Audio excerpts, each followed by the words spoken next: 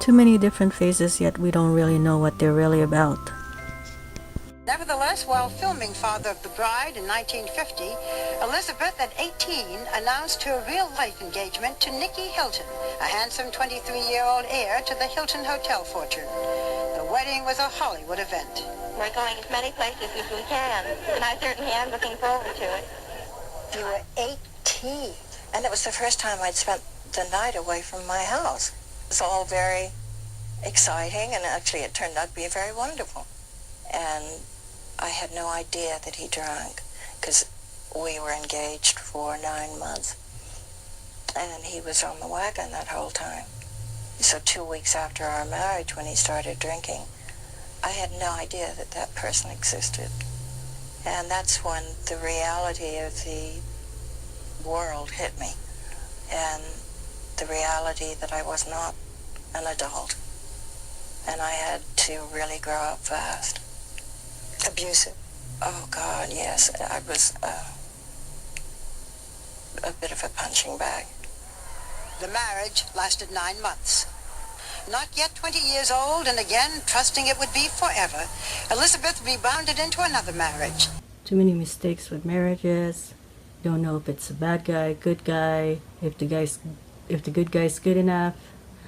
Those are the questions that most women ask themselves. Dating in itself is fun, but when you look at the facts, it's quite the opposite.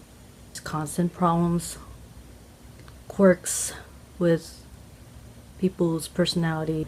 So today I'm going to explore that.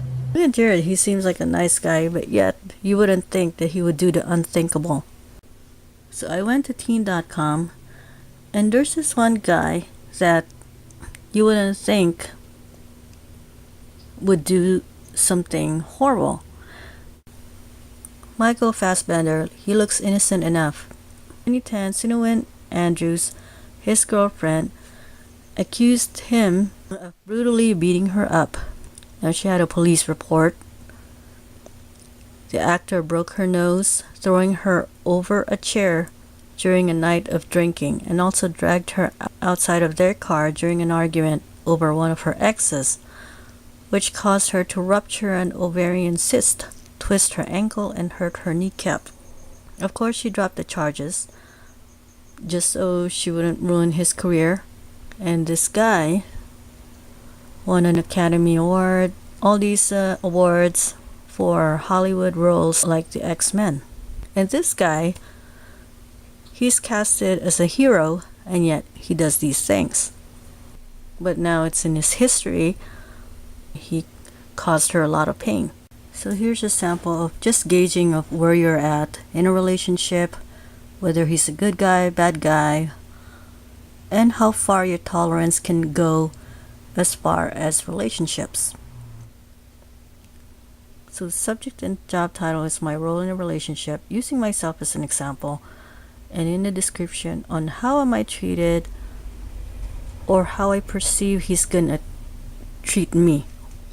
And then the second part is what he expects from me or what I think he expects from me.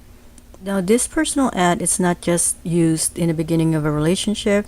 You can use this during the relationship. You get into one of those fights, just arguments, and it's just time to evaluate the relationship. You can use it then as well.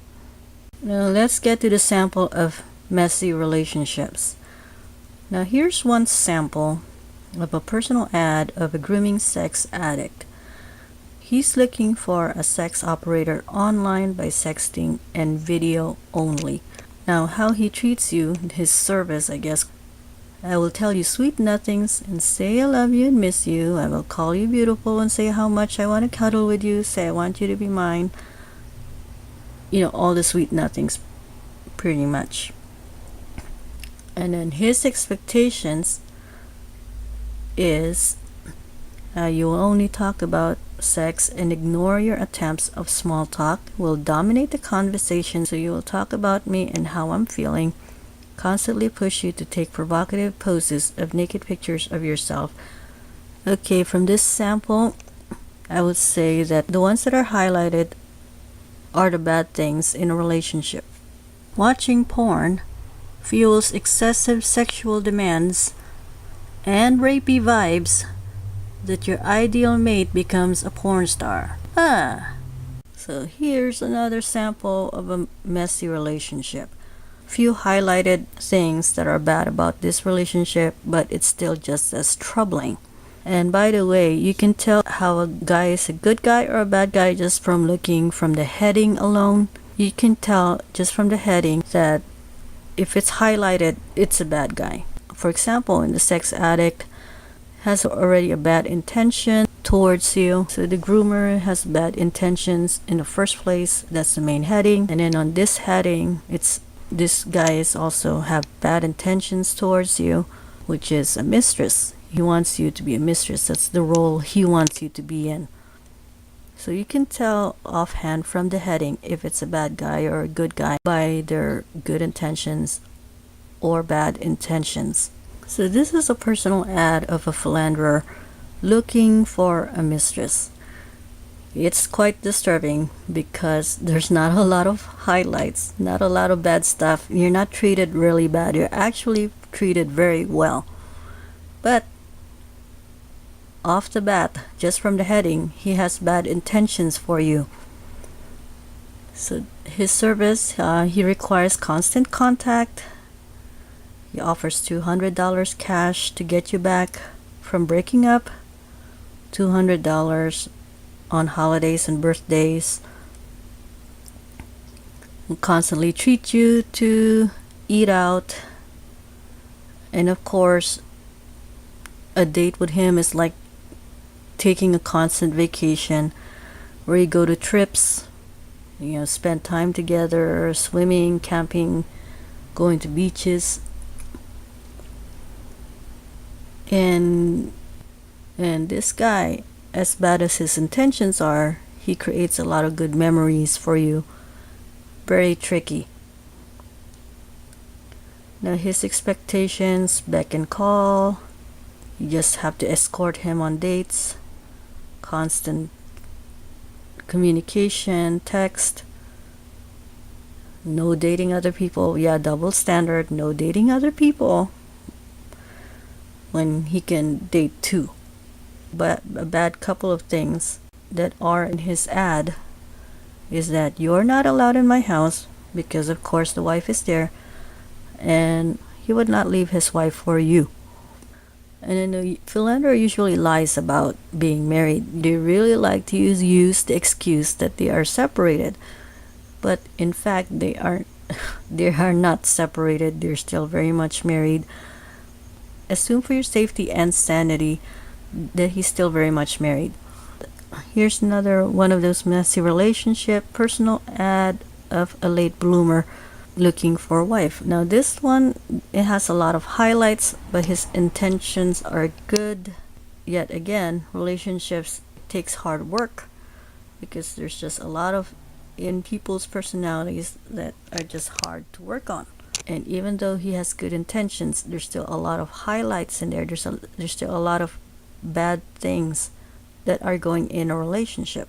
So what he does, he drives you to work, but he's lazy, so he doesn't drive you to work constantly even though you don't drive.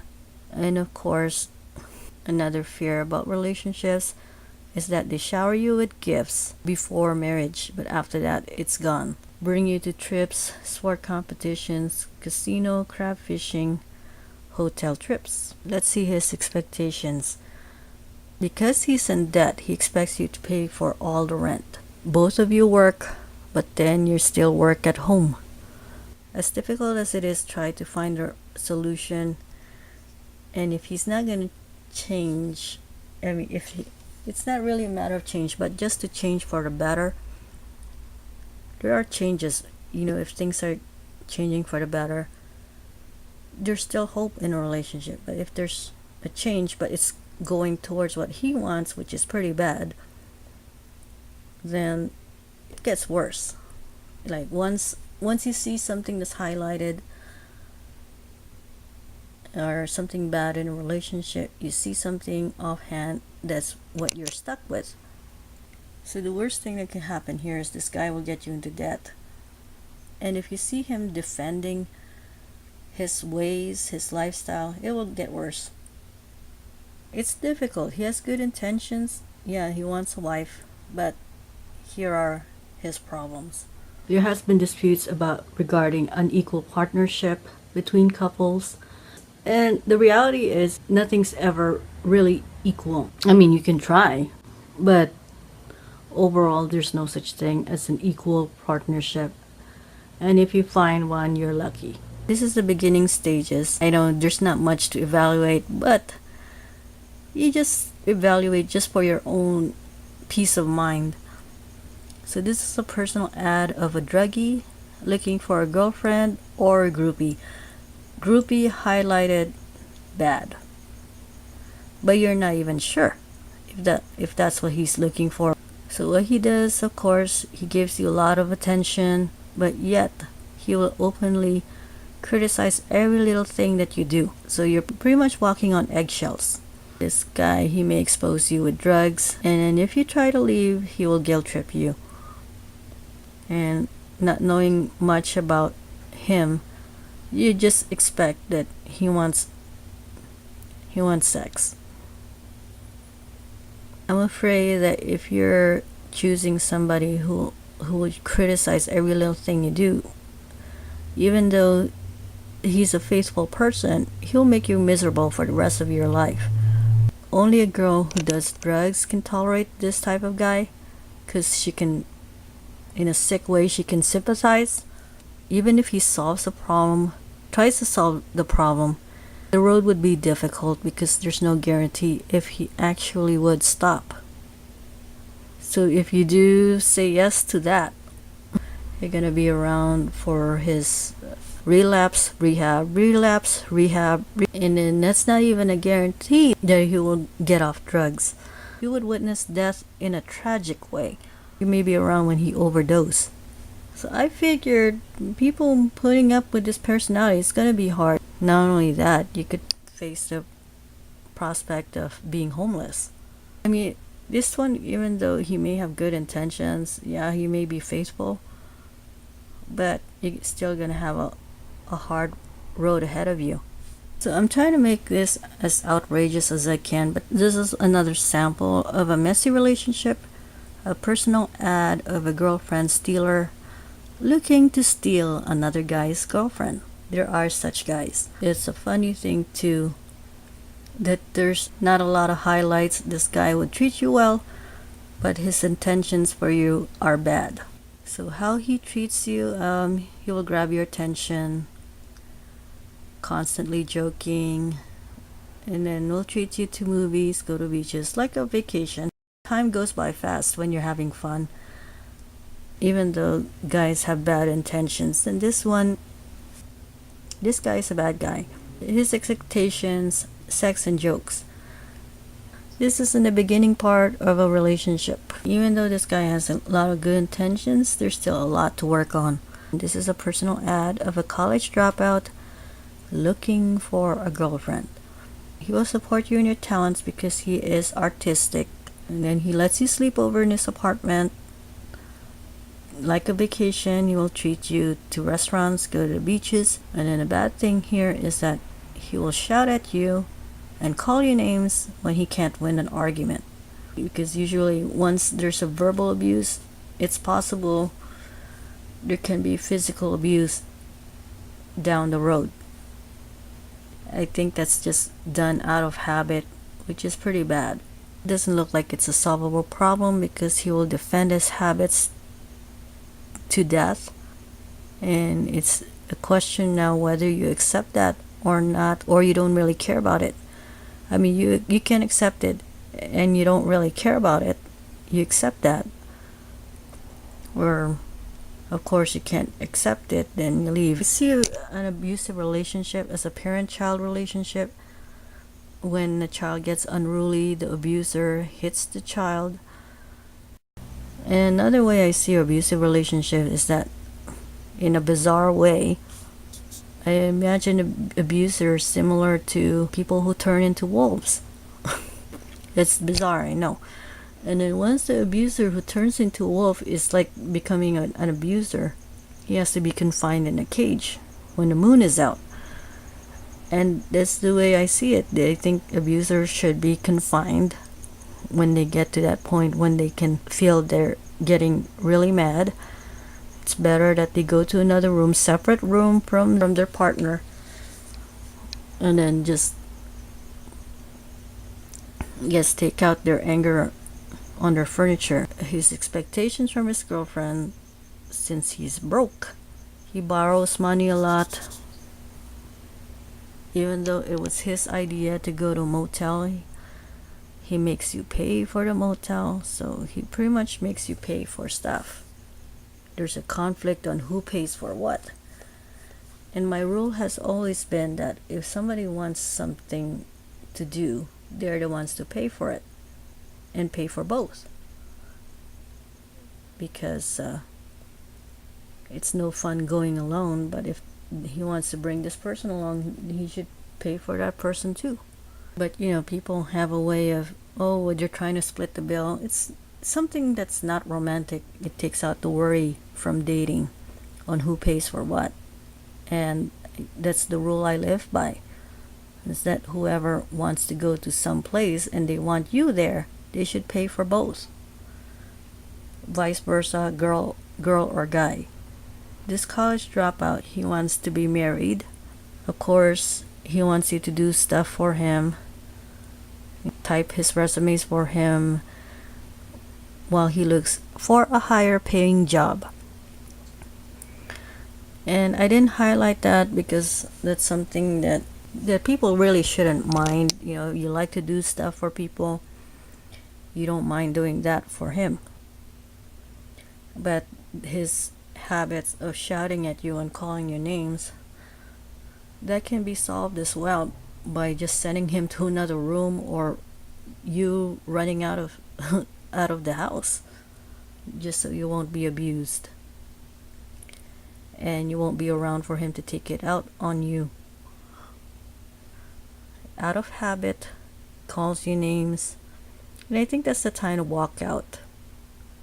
And if he doesn't let you walk out, then that's a problem, because that means he's defending that role as being the abuser. And that's when you leave. I think that's when you leave, when he thinks there's nothing wrong with it and he's defending it.